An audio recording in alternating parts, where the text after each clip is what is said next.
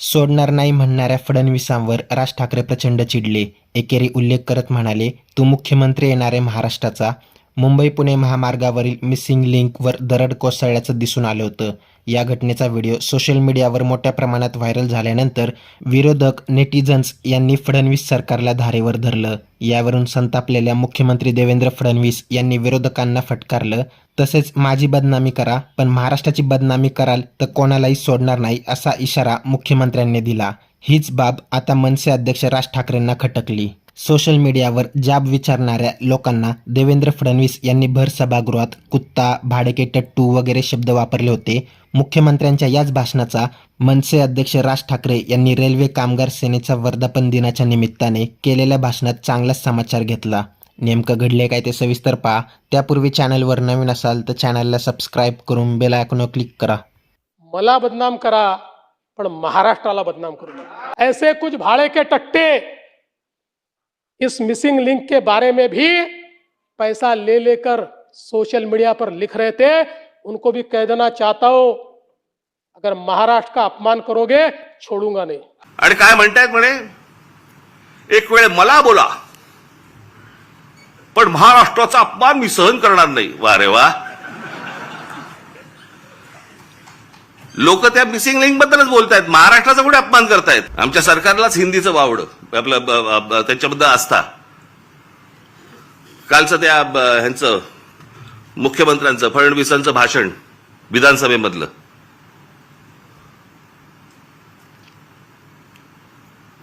ते काय ते कुठलं मिसिंग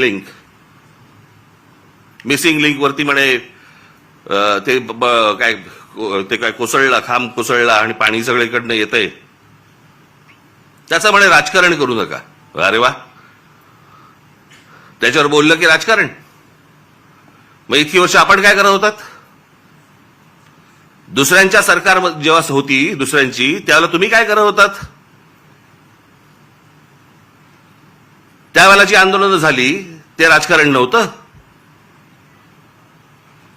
स्वतःच्या अंगाशी आल्यावरती ते राजकारण, विरोधकांचं राजकारण, असं कसं होईल?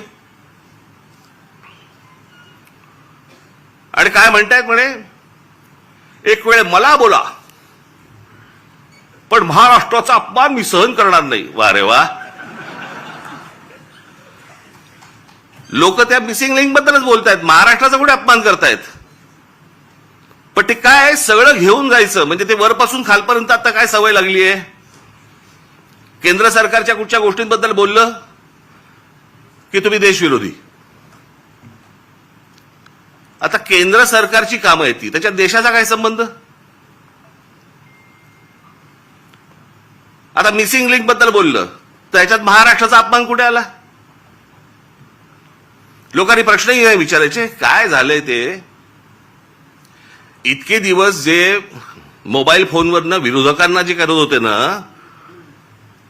शिव्या घाल, वाटेल ते बोल, हे जे सगळे त्यांच्या ठेवलेल्या टीम्स आहेत ना, हे जे सगळं सुरू होतं ना, ते आता अंगलट आलंय. आता यांच्या दामदुपटीने ह्यांच्या अंगावरती येत आहे आणि त्याच्यामुळे लागले आता त्रास व्हायला लागला त्याचा. आपणच सुरू केल्यात त्या गोष्टी. गेल्या 10-12 वर्षातच या सगळ्या गोष्टी मोठ्या प्रमाणात सुरू झाल्या. विरोधकांना वाटेल ते बोलणं, विरोधकांना शिव्या घालणं, वाईट साईट लिहिणं, सगळ्या गोष्टीच्या सुरू झाल्या. हे तुम्ही बसवलेल्या टीमकडनंच सुरू झाल्या. आता तुमच्या अंगावरती येत आहे ते सगळं, आणि तुमच्या अंगावरती येत आहे म्हणून लगेच महाराष्ट्राचा अपमान. ह्याच्यात कसला आला महाराष्ट्राचा अपमान? राम मंदिराच्या चोरीबद्दल बोललो की म्हणे धर्माचा अपमान. अरे चोरी आहे ना ती, ह्याच्यात धर्म कुठे आला?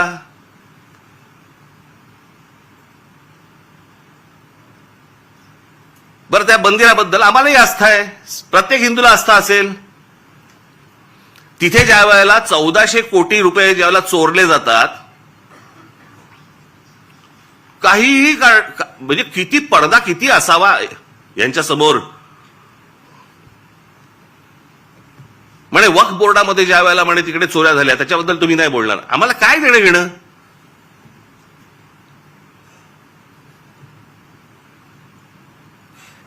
राम मंदिरामध्ये लोकांनी जे दानपेटीमध्ये टाकलं जे श्रद्धेने त्या मंदिरासाठी दिलं त्याची जर समजा चोरी होत असेल त्याच्याबद्दल बोलणार नाही, बोलायचं नाही.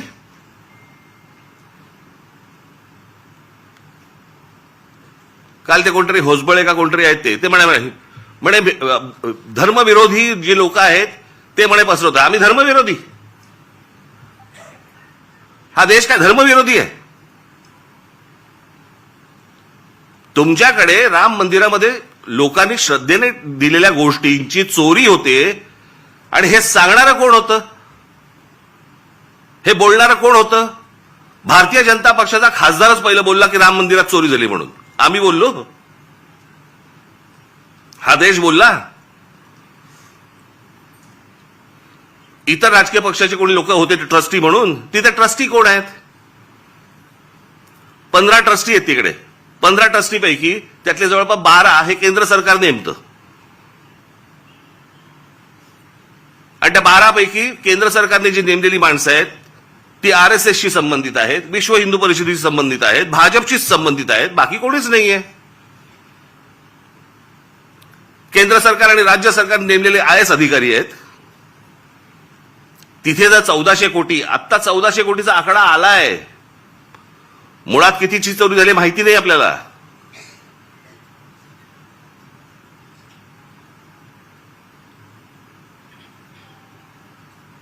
चोरी झाल्यावरती समजा असं पकडा आत्ता दुसऱ्यांचं कोणातरी सरकार असतं आणि राम मंदिरामध्ये चोरी झाली असती, भारतीय जनता पक्षाने काय केलं असतं? RSSने काय केलं असतं? विश्व हिंदू परिषदेने काय केलं असतं? मोर्चे काढले असते, सगळ्या गोष्टी केल्या असत्या.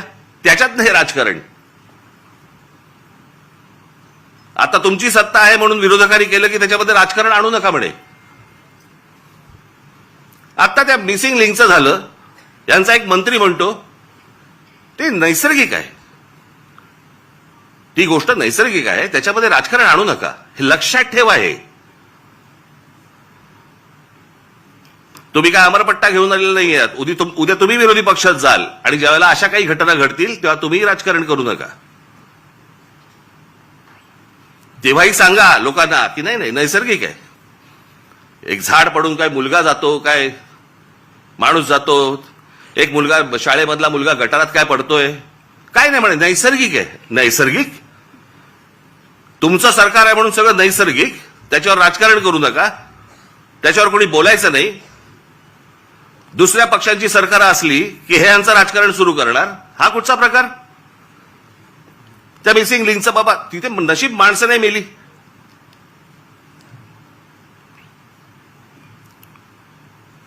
गंमत बघा, त्या मागे 2005 मुंबईमध्ये आला होता ना फ्लड, ते सगळं पाणी वगैरे तुंबलं होतं. 1000 मिलीमीटर पाऊस पडला होता. 1000 मिलीमीटर. काही 2-3 तासाच्या अंतरात त्याला मुंबईची ही हालत झाली होती. 1000 मिलीमीटर. आणि आता 300-350 मिलीमीटर पाऊस पडलाय. मुंबई तशीच तुंबलेलीच आहे.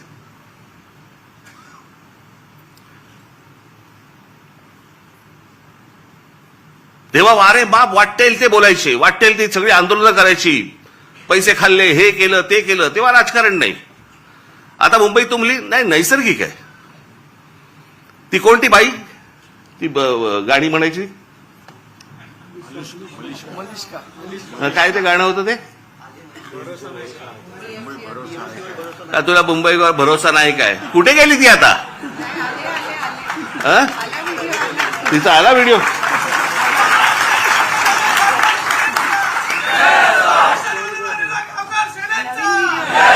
नवीन व्हिडिओ आहे का? जुनाच टाकलाय?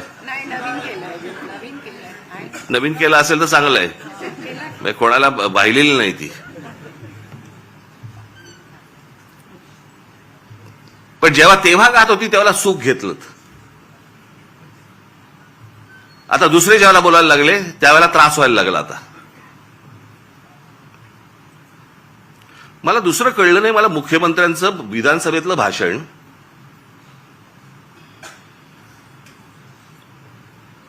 की या मिसिंग लिंक प्रकरण हे उत्तम दर्जाचं ते काय काय कन्स्ट्रक्शन आहे वगैरे वगैरे सगळं झालं. आणि ह्याचं जर समजा कोणी राजकारण करत असेल, आम्ही बघून घेऊ त्याला. मुख्यमंत्री आहेस ना तू, बघून घेऊ. बरं, झालं ते झालं. पुढे वाक्य संपल्या हिंदीतून सुरू झाले. मिसिंग लिंक के बारे में अगर कोई राजनीति करे, कोणासाठी हिंदी बोललात? समोरचे आमदार मराठी, महाराष्ट्राच्या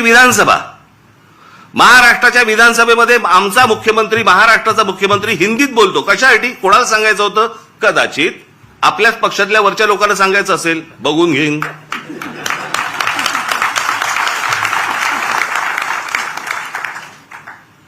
त्यांनाही माहिती आहेत हे सगळे व्हिडिओ येत आहेत कुठून, हे सगळं काय चालू आहे राजकारण. मी त्याशी बोललो नाही का, माझ्या पत्रकार परिषदेमध्ये बोललो ना.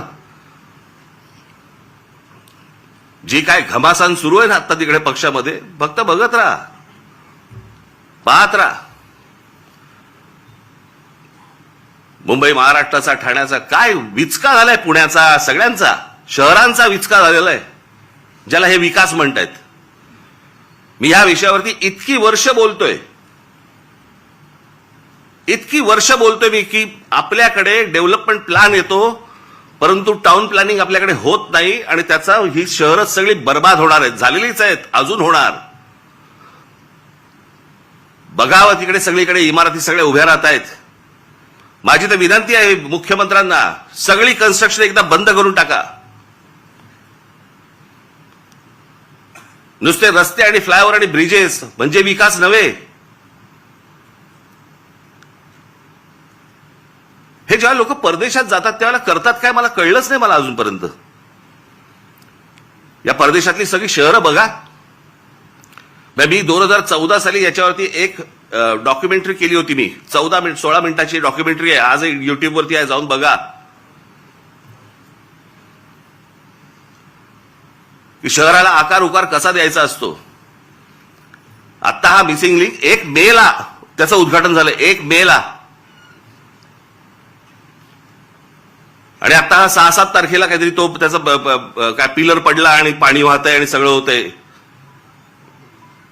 जुलैमध्ये, मे, जून, जुलै अजून पूर्ण पण नाही झाला. 60-65 दिवसामध्ये तुमचा नवीन बांधलेला टनेल गळायला लागतो. यावर आता तुम्हाला काय वाटतं ते कमेंट करून नक्की कळवा. व्हिडिओ आवडल्यास लाईक करा, शेअर करा, सबस्क्राईब करा आणि बेल आयकॉनवर क्लिक करा. तसेच आमच्या फेसबुक पेजवर नवीन असाल तर सत्य मराठी या फेसबुक पेजला फॉलो नक्की करा. धन्यवाद.